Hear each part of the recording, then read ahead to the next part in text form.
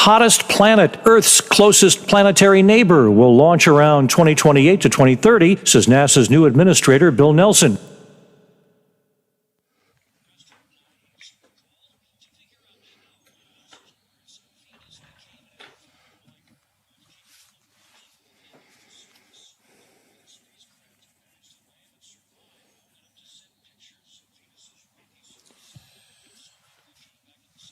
Lost connection there, Biff. I hope that's not a sign of things to come.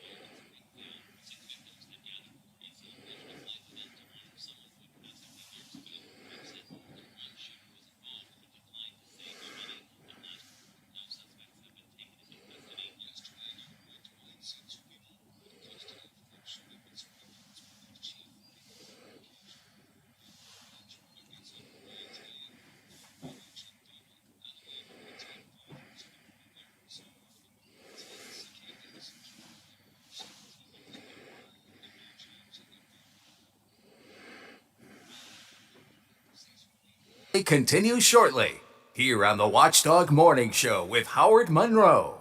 Plumbers and Steam Fitters Local 83 want to thank the owners and contractors of the Ohio Valley for using their locally trained workers to help build for the future. Local 83 helps design, fabricate, and build the gas infrastructure for the oil and gas industry here in the Ohio Valley. Plumbers and Steam Fitters Local 83 is 300 members strong and growing. They also do residential, commercial, and industrial work on both sides of the river. For more information, call Plumbers and Steam Fitters Local 83 at 304-233-4445. You think buckling up is a personal choice? That it doesn't hurt anyone else? You would be wrong. Your choice could shatter the lives of your family, friends, and everyone you know. That's why we enforce seatbelt laws, to save lives. Think about that every time you drive. Buckling up isn't just a good idea, it's a choice between surviving a crash or not. Make sure you and everyone in the vehicle buckles up every time. Click it or ticket. Paid for by the National Highway Traffic Safety Administration.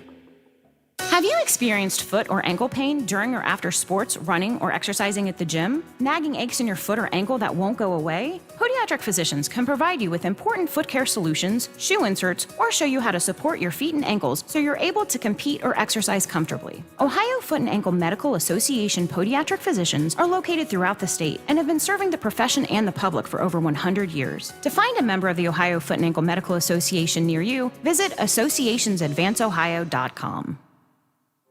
The possibility of lung cancer can be pretty scary, especially if you're one of approximately 8 million current or former smokers at high risk. That's why SaveByTheScan.org wants you to know that now there's a breakthrough low-dose CT scan that can detect lung cancer early, and it only takes 60 seconds. You stop smoking, now start screening. For an easy quiz to see if you're eligible, visit SaveByTheScan.org. It could save your life. SaveByTheScan.org is brought to you by the American Lung Association's Lung Force Initiative and the Ad Council. Hello, everyone. From the Watchdog, I'm the Storm Tracker, Darnell Foster. With a look at your local weather forecast for your Thursday, mostly cloudy with a few scattered showers, maybe a rumble of thunder, a daytime high of 72. Scattered showers likely through the evening and overnight with temperatures down to about 61 degrees. You'll see mostly cloudy skies with a few widely scattered thunderstorms for your Friday, with highs in the mid to upper 70s. Have yourself a great day, everyone. From the Watchdog, I'm Darnell Foster. The views and opinions expressed on the following program are not necessarily those of this station or its sponsors. Ladies and gentlemen, may I have your attention, please? Launch control, this is Houston. We are go for launch. You're early. Roger that. It's Thursday. Why even call it Thursday? Problem? We have pizza on Thursday. Places, please. Quiet down. Here is a complete disc jockey show with all the modern pace of today's exciting radio. Good morning. Let's get started. Seriously. Let's go. It's showtime.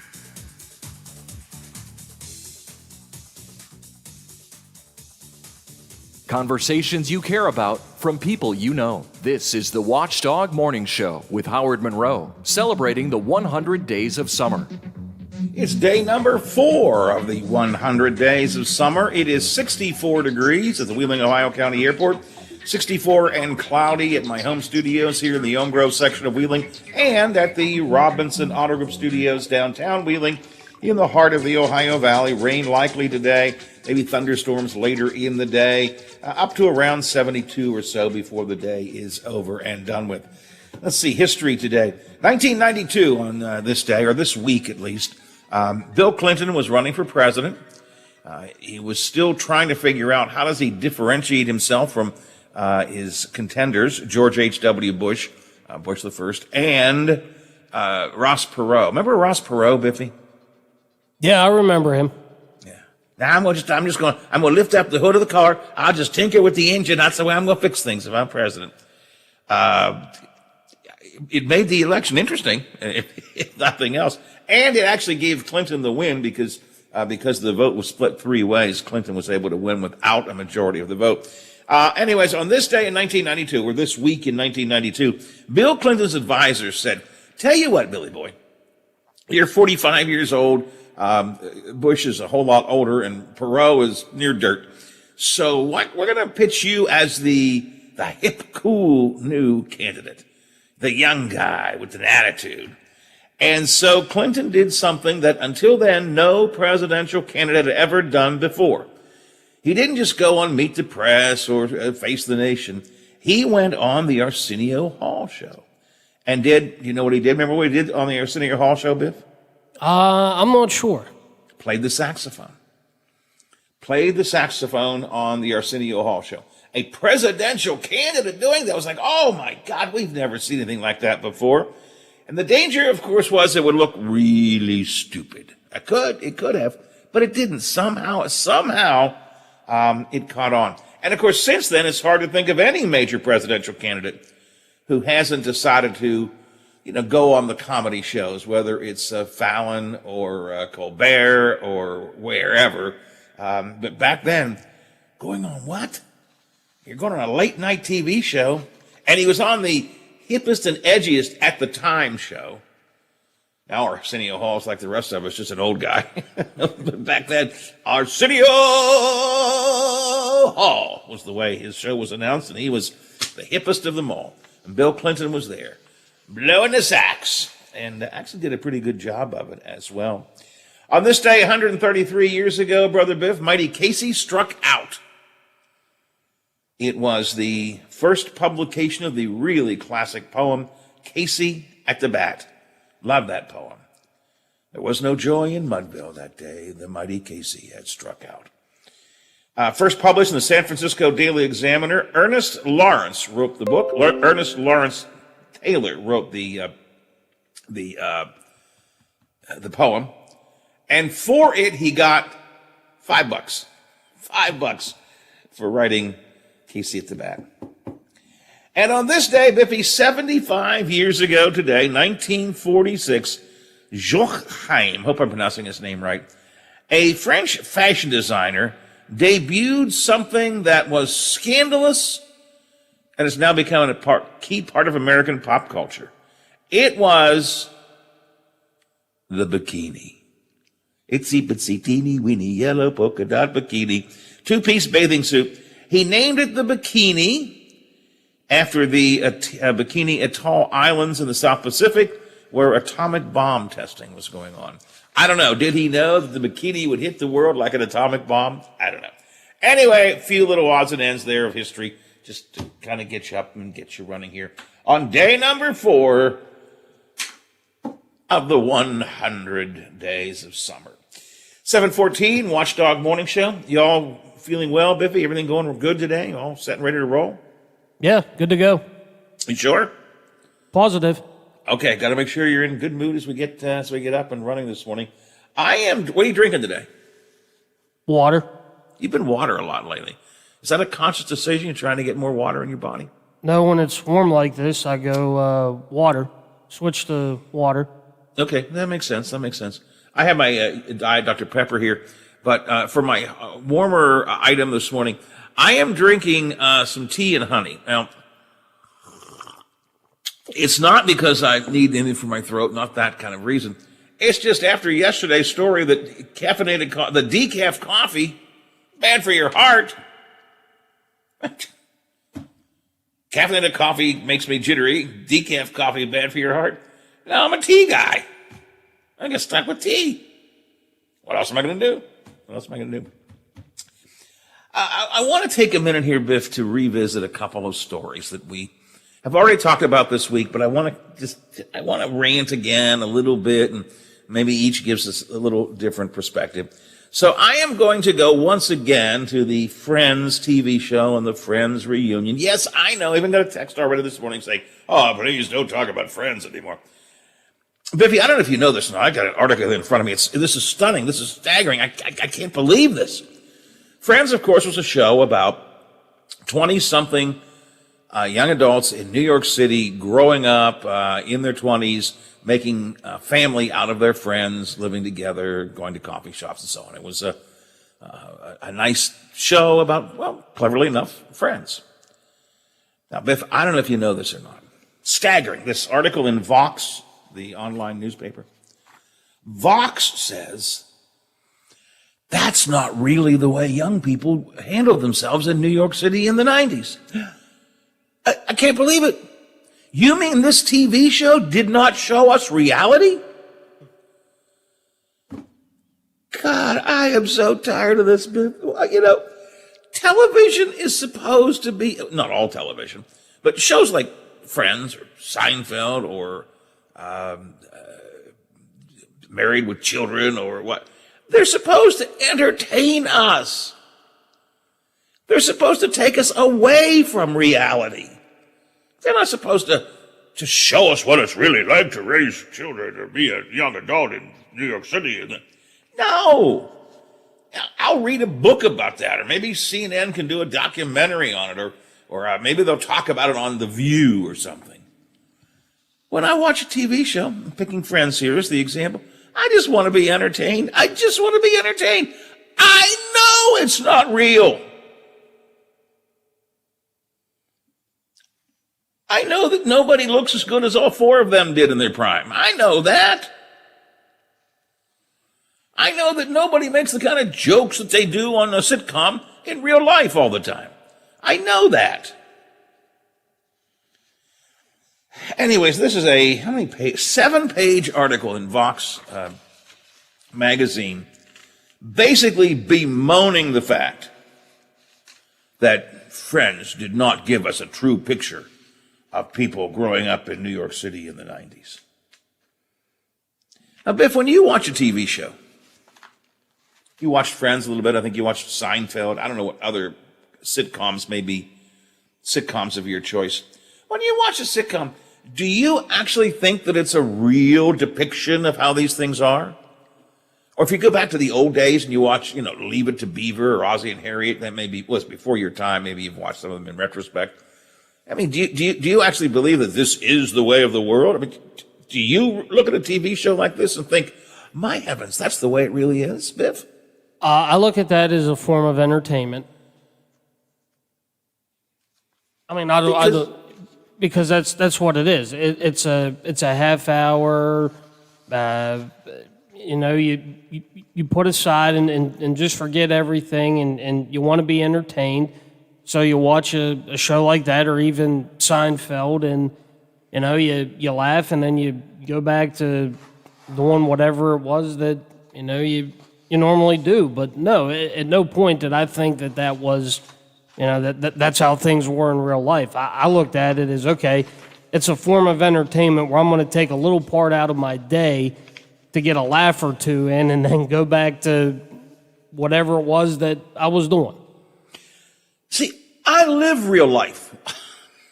I don't want to see it on my sitcom. I don't want to see it reflected on TV. I live real life. Life is what we all do, right? We watch shows like this just to get away from real life. It's an escape. It's an escape. Perfect word. Perfect word. From the article here, television and movies have long given us unrealistic expectations for romantic relationships. There are rarely any perfectly timed meet cutes or mad dashes to the airport. Yep. You're right. You're right. Absolutely correct. But it was fun to watch Ross run to the airport to meet Rachel. It was fun to see the meet cutes they had on the show. And again, I'm picking on Friends a lot this week because the Friends reunion was on last week, and it just got me. And that's prompted a lot of these people to write articles about how it's not real life. No, it's not. It's sitcom life. Articles entitled "Friends and the Illusion of Perfect Adult Friendship." The TV show sold us an idealized vision of these relationships. For young adults, the real thing is harder to find. Yes, it is. And that's why, because life is hard enough, that's why we watch TV shows. And to quote Forrest Gump, that's all I got to say about that. At least for today. Who knows? I may be back in it tomorrow. And to the texter who texted me this morning and said, George Kellis would never spend so much time talking about Friends. I ain't George Kellis. I love Georgie, but I'm not George Kellis. 7:20 in the morning here on the Watchdog Morning Show. I want to take another minute to focus on one other story that we have already talked about a lot this week, Biffy. And that's the Monument Place Bridge story here in the Elm Grove section of Wheeling. We all know the story. It was going to close as of yesterday, create terrible traffic tie-ups and problems. The public complained. We complained here. It was just a big buzz of town. Oh my God, how much traffic trouble can you create all at one time? And then suddenly, at the last minute, the Department of Highways said, never mind. We're not going to close that bridge right now. We're going to do it in April of 2022. When we come back, I got a press release from the Department of Highways explaining this a little bit. And I want to focus for a minute, just for a quick minute, on a couple of points they make in the press release and raise once again just a couple of questions. So I'll do that coming up here on the Watchdog Morning Show. Also coming up later today, Wheeling Councilwoman Rosemary Ketchum has been doing what she calls walkabouts, where she gets groups of people from certain neighborhoods, in particular so far South Wheeling and Center Wheeling, and she and her constituents kind of walk through the neighborhood and they look at what's there, and they look at the need for things, and they look at the positive parts of the neighborhood and look at the troubled parts of the neighborhood. And it helps her, she says, create a vision for these areas. We've been talking a lot about visioning the last week or two. So Rosemary Ketchum in with us today to talk about what she's learned and why she's doing these walkabouts. When President Biden on Monday paid tribute to the Tulsa massacre, it was the first time many Americans had ever heard about it. This horrific destruction of what at the time was called Black Wall Street in Tulsa, Oklahoma. And it got me wondering, how much of African American history do we not know? I've invited our good friend, the Reverend Darrell Cummings, to come in to talk to us about that, maybe share some other parts of African American history that we don't know, and talk a bit about why it seems to be ignored in our traditional history classes. So that's a bit of what I have to offer you this morning. If you have something for me, use the text line 304-214-1600, 304-214-1600, the Watchdog Radio Network text line. 64 degrees, it's cloudy, 723. A little more on the Monument Place Bridge coming up next here on the Watchdog Morning Show. Let your voice be heard.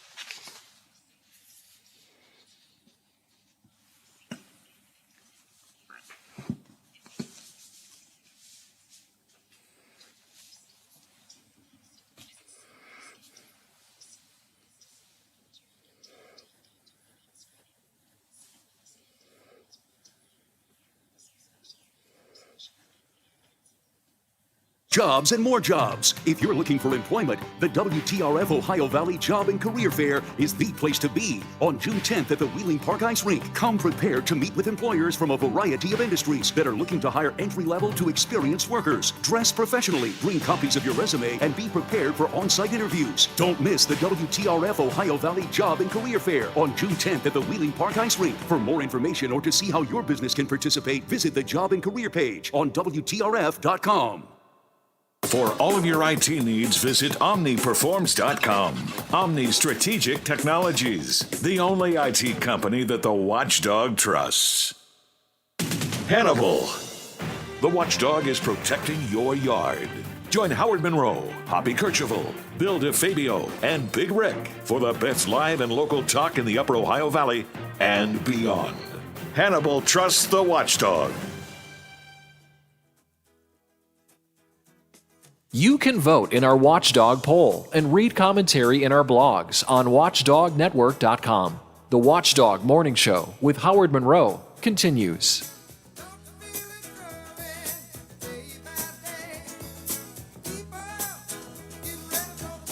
Scattered showers this morning, maybe a storm this afternoon. Daytime high 72, currently 64 at the Wheeling, Ohio County Airport and here at my home studios and at the Robinson Autogram Studios.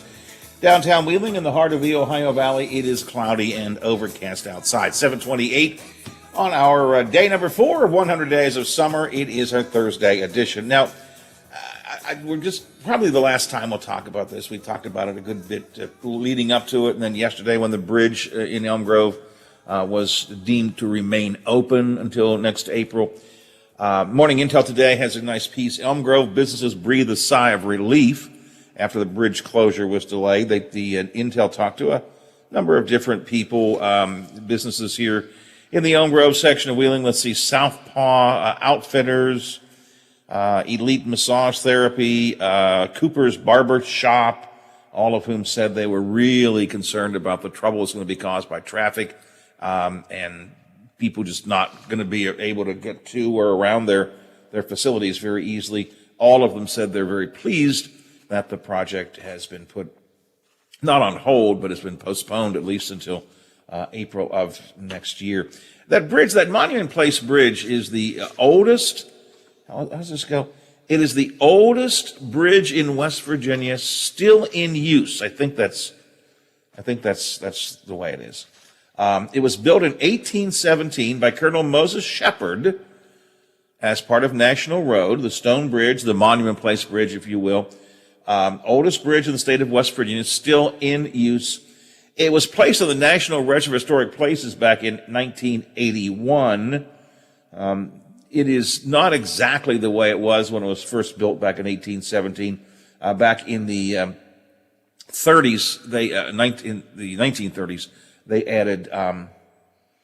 added sidewalks to the bridge, and they've done a little bit of repair work, if you will, over the years, but it needs some major repairs. So that's what they're going to start work. They're going to continue doing the repair work even now, but the major closure won't come till April of 22. Now, I don't want to spend a lot of time on this, and I do want to commend the department. I mean, sincerely, honestly, nothing withheld here.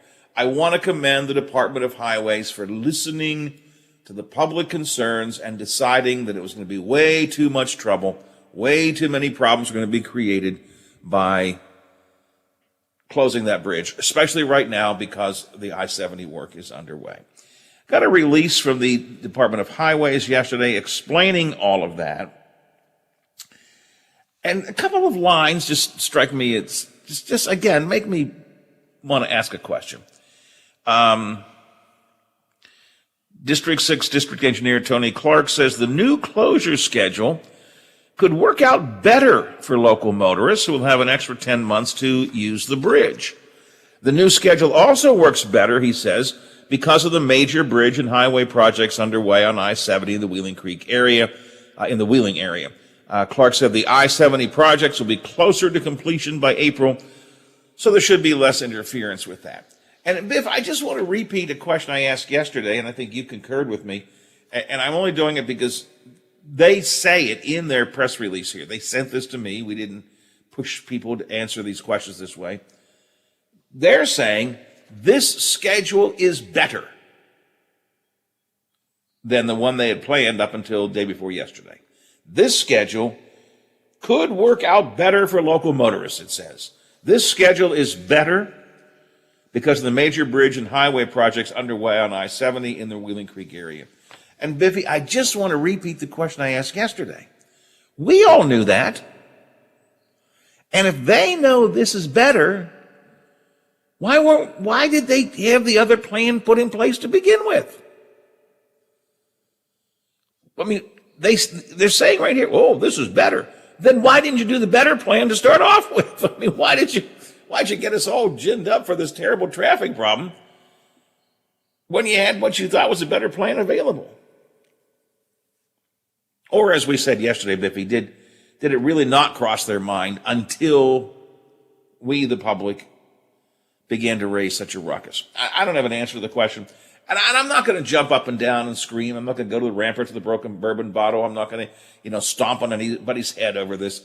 It just seems to me, if you knew this was a better way, why didn't you do it this way to begin with? Thoughts, Biffy? Yeah, I mean, I don't know. I mean, you got me. I mean, I think maybe again, I'm going to go back to what I said yesterday. I don't think they expected the as big of a backlash as we had, and especially from the business people that are along that stretch there. I mean, I just don't think that they thought that the backlash was going to be as loud and as big as it was, and I think that's why they decided to do what they did. And I'm not picking on Tony Clark at District 6 or any individual per se, but I think you're absolutely right. And the question becomes, why don't, what I wonder is, why doesn't the highway department pay more attention to the impact of the work they do on people? You always get the sense that they just sort of, we're going to build a bridge. We're going to repair a road. We're going to do this. And then it's just, we're going to do it. We're the highway department. We've got the money. We're going to do it. And how many times, Biffy, over the years have we had conversations on this show about projects that the timing doesn't make sense? It's like, don't you pay any attention to how this will play with the general public? I don't mean this disrespectful to Tony Clark per se, or to any individual. It just seems to me this is the way the highway departments often operate. We are going to fix the road. This is what we're going to do. We've got a contract. Here we go. Boom, boom, boom, boom, boom. Why don't you stop and reflect before you issue the contract, before you set the timetable? Why don't you stop and reflect on how it's going to impact people? We the people, we saw early on that this closure of the bridge was going to create a serious, serious problem because of the I-70 work. We saw it. Why didn't you? Well, I think the highway department, and they look at it in different terms than we do. I think they look at it more of in terms of money. Mm-hmm. Like, okay, we've got the money, so we got to do it now. We've got to get it done, and I think that's usually a majority of the time what the fallback is. Well, we've got the money now. We've got to use it within a certain time period or whatever, and if we don't get it done now, then that's it. I think that's the way they look at it as opposed to the way we look at it. Well, how's it going to affect us? How's it going to affect our timing? If you're a business owner, what's it going to do, and how am I going to be affected by that? I think that's part of it. I think it's a huge part of it. And I think if you read between the lines about this particular project as they first announced it, it was pretty much, and even when they first announced this a couple of years ago and had big public hearings and stuff, and then they re-announced it recently, you'll notice when they did, it basically, the impression they left, at least, I don't know if they used these words, the impression was just what you said, Bippy. We have the money, we've got to do it. Well, can't you escrow that money somewhere? Can't you, set that off in some kind of an interest-bearing account and do something with it? And by the way, if you can't, then the authorizing agency, federal government, state government, whoever gave you the money, is doing a wrong thing. To say, you must do it now. Let's get the public's input and pay attention to them. Pay attention to them. And that's what I think we miss with some of this stuff. Stop and ask, how's it impact the public? Can we not wait a little bit or move the timetable up a little bit or whatever? And again, I'm not just getting the Department of Highways. We have this sometimes in city projects and other projects. I just think somebody sits in a room with a big, a big whiteboard, Biff, and starts writing down numbers and projects and they start going. without saying, how's this going to impact people? Maybe I'm wrong. And maybe I'm overthinking it. Maybe I'm spending too much time with it. But I think there's more to this. And I think there's a deeper issue here than just the closure or lack of closure of this bridge. It goes to being more aware before you plan things of how it's going to impact the people. And once again, as Forrest Gump said, that's all I'm going to say about that. For now. For now. 7:38, 22 till the hour, 64 cloudy degrees as the Watchdog Morning Show continues here. Day number 4 of the 100 days of summer, although after day number 1, which was Memorial Day, we haven't really had any great summer days. I got to tell you, though, Biffy, something happened. I was a buffet yesterday. No, I didn't say I went to a buffet. I was a buffet the last couple of days. I'm not going to show people on the screen. If you could look at my arms, I believe the mosquitoes were they felt like, oh, look at the big fat man there. Oh, we can get a lot of good stuff out of him because I have got mosquito bites all over my arms and legs. We were outside playing with Teddy and, rolling in the grass and stuff. I'm just itching like crazy today. Day number 4, the 100 days of summer. What's day number 4 going to be like weather-wise? Well, look outside. Pretty much what you see is what you get. We'll talk more details about it with Zach Petty. He'll be up after we check some news and sports. The WTRF Channel 7 News Update is brought to you.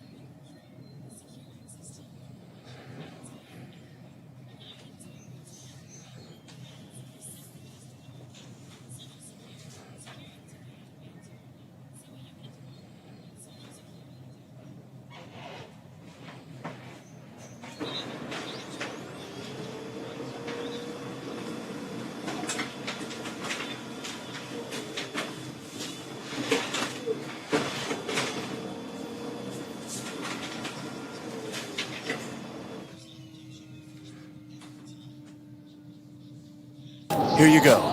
Thanks, Mike. Doing a great job. All right, 2 ice-cold Coors Lights. That's the coldest beer I've ever had. Hey, they don't call it the world's most refreshing beer for nothing. Okay, be honest with me. Do you really have the Rocky Mountains in your beer cooler? You don't believe it? Check it out.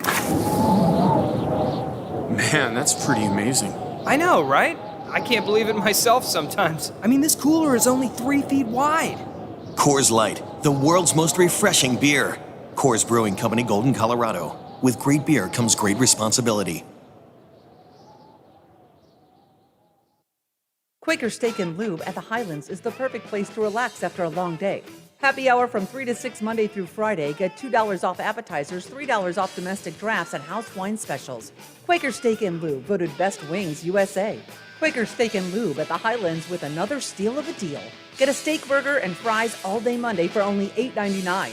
It's also Military Mondays. The Lube will take 25% off for all veterans, active duty military, and first responders. Quaker Steak and Lube, voted Best Wings USA. Catch Biff Leonard on the Watchdog Morning Show with Howard Monroe. Weekday morning, 7 to 10 a.m. Only on the Watchdog. Live and local talk radio. Just the way you like it. We're on air, online, on video, and on demand. Find us where you like us. This is the Watchdog Morning Show with Howard Monroe.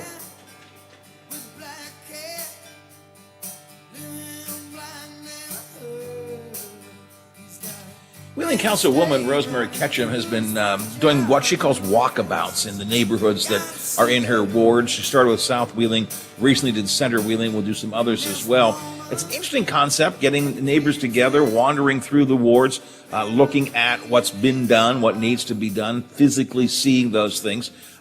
We've been talking a lot about visioning in the city of Wheeling the last week or so, and I think this is a great way to begin getting a sense of visioning.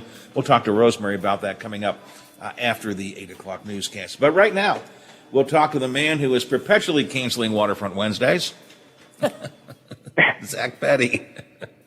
Did it end up getting canceled yesterday? It wasn't canceled, but it was moved indoors last night, yeah. Oh, okay. Well, at least they were at least still able to play on a Wednesday, keep the alliteration going. That's true, yeah. And, you know, indoors is better than no doors. Last week it had to be canceled because the Nailers were playing at the West Banco, but last night they moved it indoors. So, and they make those decisions fairly early. I guess they listen to you, Zach. God help you. God help you, my friend. That's nice. I'm glad a couple people listen to me in the mornings, even though sometimes I sit in there and, well, am I saying, do I think that? No, I'm messing. I'm always full-blown in on my forecast, always 100% accurate or your money back guaranteed, even though I don't see any of that money. Money back guaranteed, meaning you get what you pay for, right? Right. Right, even though I'm full-blown 100% always accurate most of the time. I think. Right. I'm pretty accurate, exactly. I think I do a good job. Actually, I think you are pretty good. And again, I just have to, 2 weeks in a row, we're trying to get back into the swing of things, right. With Waterfront Wednesdays and other events outside, and son of a gun. 2 weeks in a row. Last week canceled, postponed. They did it on Thursday. And then last night, indoors. But you know what? I didn't get to go down, but still, I'm sure a fun time. If there was anything scheduled today, it might have to be canceled too, right? Right, Zach? Yeah, it looks like another.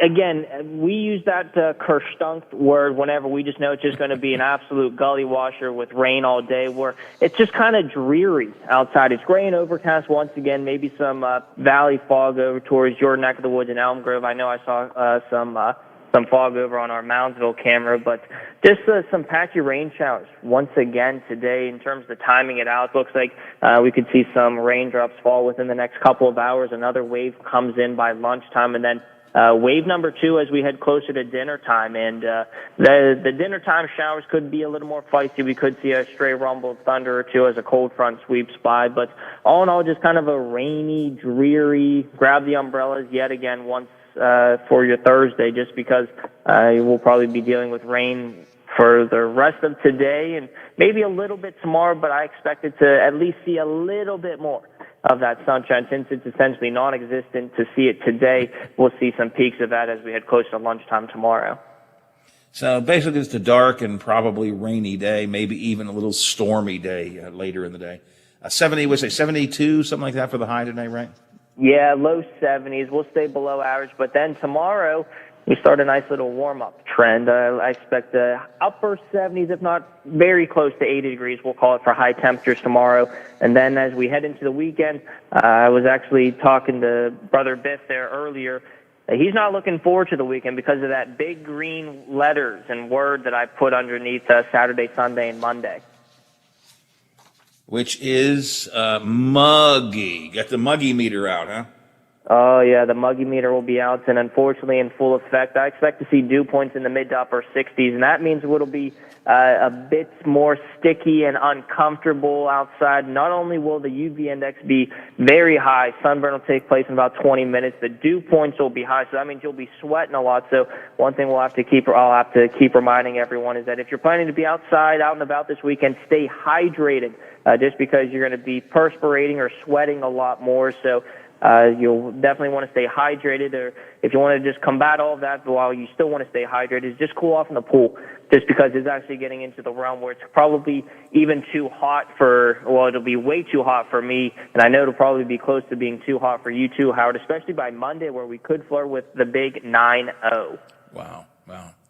And the weekend looks, I'm looking at your 7-day graphic here, but the weekend looks sunny, basically, right? Today's going to be the worst day sky-wise. Begins to clear up tomorrow, and then really warm, but also and muggy, but a real sunny day for both weekend days, right? Yeah, both Saturday and Sunday. I will probably go out on a limb and say wall-to-wall sunshine, if not a couple of clouds in the skies. Just a gorgeous-looking day all throughout the Ohio Valley, Saturday and Sunday. But again, it'll be UV index will be very high, so sunscreen will need to be on. You'll probably be sweating a lot more. Pit dripper weather returns, feeling a lot more like summer, but not complaining. But if you were complaining about it being too cold, I don't want to hear or see the emails and comments about it being too hot, because I will be the first to say, you know what, I'll take that cold weather any day of the week, especially whenever I'm sitting there or sitting outside and just sweating like a pig. The mugginess you've got marked for the weekend, though, it's the mugginess that really bothers me more than any other kind of weather. Yep. Yeah, whether it's hot, whether it's cold, sunny, sunny with a breeze, or if it's too sunny, I can go indoors. When it gets so muggy, so oppressive, whether it's a sunny muggy or a not sunny muggy, that mugginess just, I can't stand that. Yep, definitely the worst weather phenomenon and worst atmospheric measurement that we have out there. No, I won't even go there. I'm not even going to go there. But yeah, it is definitely by far my least. Let's go there. We have a rule on this show. If there's a place we shouldn't go, we go there. I would rather talk the chance of a tornado than being in oppressive dew point levels. And you understand now, all that somebody listening heard was tornado, right? Yeah. Hey, you told me not to. I said I wasn't going to go there. You egged me on to say, hey, we're going to go there, and we went there. And now I'll probably get some heat for it. I'm sure you'll get some texters on your phone onto the watch. But Biffy, isn't it true? When we shouldn't go there, that's the place we too often go. You and I, if we're not supposed to go there, we got to go there. Yeah, we usually do. Yeah, but you have experience about biting the bullet. I'm still young, and I'm still learning the ropes, even though I've been talking with you almost a year now. Isn't that crazy? That's hard to believe. Yeah, wow. And you haven't yelled at me or anything? As far as I know, you don't go back and swear about me to Brenda or anybody? Absolutely not. I more so laugh. I enjoy our conversation. I think we feed off of each other's energy. I think we make a good team calling in at this time. All right, well, we'll call in again tomorrow to wrap up the week. And for today, I appreciate it. Day number 4 of the 100 days of summer is going to be 70-ish and kind of dark and, yeah, that kind of day. But we'll live with it. We'll live with it. Yep. All right, Zach, talk to you tomorrow. Thanks a lot, my friend. Appreciate it. All right, take it easy, gentlemen. We'll see you. 8 before the hour here, Watchdog Morning Show for day number 4 of the 100 days of summer. I like to say that, the 100 days of summer. It just makes me feel good because we didn't have summer last year. I mean, summer was here, it started and ended, but we didn't really have summer last year, Biff. No, we didn't. It was every day felt like the same through not only the summer but the whole year. In our staff meeting yesterday, we actually were talking about events for the summer that we thought we might want to cover as a radio station. Last year, our meetings were like, well, anything going on? Nope, nothing's going on. Well, okay. So it was last year, but kind of excited to see things going on again. Hey, something going on next Wednesday is a real estate auction for our buddy Jim Frio Stack and Associates. On Wednesday of next week, it is the estate of Jerry E. Anderson. It's at Burkham Court in Wheeling. That's a wonderful little neighborhood, Burkham Court. I had a friend who had a grandma who lived there when I was growing up, and when we were growing up. And boy, it was just a beautiful neighborhood. Burkham Court, excuse me, right over the S Bridge, heading into Triadelphia. Beautiful area there, Burkham Court, right before you head up Peters Run Road to go to Ogilvy. 27 Burkham Court is the house. It's a 3-bedroom, 1-bathroom house in the Elm Grove section of Wheeling, Burkham Court. It's got a sun porch, half bath, 1,400 square feet of living space, a detached 1-car garage. It goes on the auction block on Wednesday of next week, 6 o'clock sharp. And boy, when Shane and Jimmy say sharp, they mean sharp. We ain't talking about 6:02. It's 6 o'clock. 6 o'clock sharp. The home will be open next Wednesday at 4:30 on auction day for inspection. If you would like to have a showing of that house, other than that particular time, you can call for an appointment at the Frio Stack office at 233-3168. But Jim and Shane have a big real estate auction, the estate of Jerry E. Anderson, 27 Burkham Court, coming up next Wednesday, June the 9th at 6 p.m. 5 before the hour here on the Watchdog Morning Show. And it is my usual question, Biff. Do I have to take a break? No, we are good. Okie dokie. Okie dokie. We're in good shape then. This month is going to be an interesting month, and I have had a terrible time finding guests to get in to talk about this. And if any of you have people you know that might fill the bill, would you please text me or call me or something and let me know? This is the month that the Pentagon, Biffy, supposedly is going to release their UAP, Unidentified Aerial Phenomenon Report. This is the month they're supposedly going to release that unclassified report to Congress, and we all should have a better sense of what it is that our military is now thinking and knowing about UFOs, unidentified flying objects. And I have been really trying to find somebody. Let me add a couple of qualifying words. Somebody who's not a true nutcase to talk about UFOs here on the show, and I haven't had much luck tracking them down. I used to have a whole bunch of UFO experts, but if any of you, maybe know someone that's in that field, ufology, text me and let me know, because I really would love to get some folks on the show. Just recently, about 2 weeks ago, former President Barack Obama talked about UFOs. Obama said, and I quote, "What is true, and I'm actually being serious here, is that there is footage and records of objects in the skies that we don't know what they are. We can't explain how they move, their trajectory. There is no easily explainable pattern. And so I think people still should take seriously, investigate, and figure out what it is." And we're seeing more and more members of the military, more and more members of the intelligence community speaking openly now about strange things in the sky. And we've now gone past it's probably a weather balloon. Now, we're not seeing people saying it's life from other planets. Some are. We're not saying that yet. But we are people saying it could be highly super sophisticated technology from one of our enemies. Has China developed the kind of technology that we can't begin to replicate, but we're seeing in these UAPs? Has Russia? Who knows? And again, could they be from somewhere else? Yeah, it's very, very possible. The upcoming Pentagon report is scheduled to be released this month. And, I've said this over and over again, and I am not totally being funny about this. In the past several months, aggressively, maybe the past year, little by little, the American military, the Pentagon, has been much, much more open about saying, we've seen things up there. They've released radar and infrared pictures and recordings from inside the cockpits of planes and inside the bridge of naval ships with something strange going on out there. Said before, say it again, or at least I will question this again. Are they preparing us for something?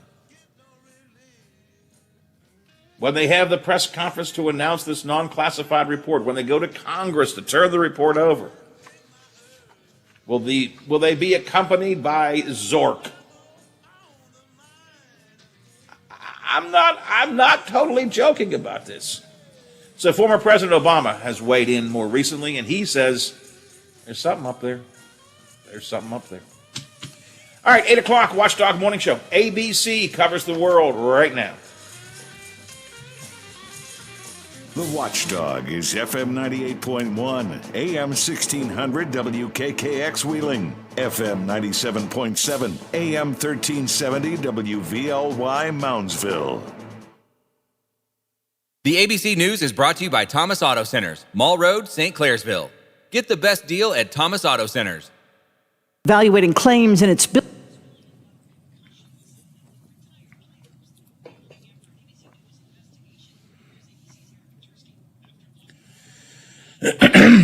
Excuse me.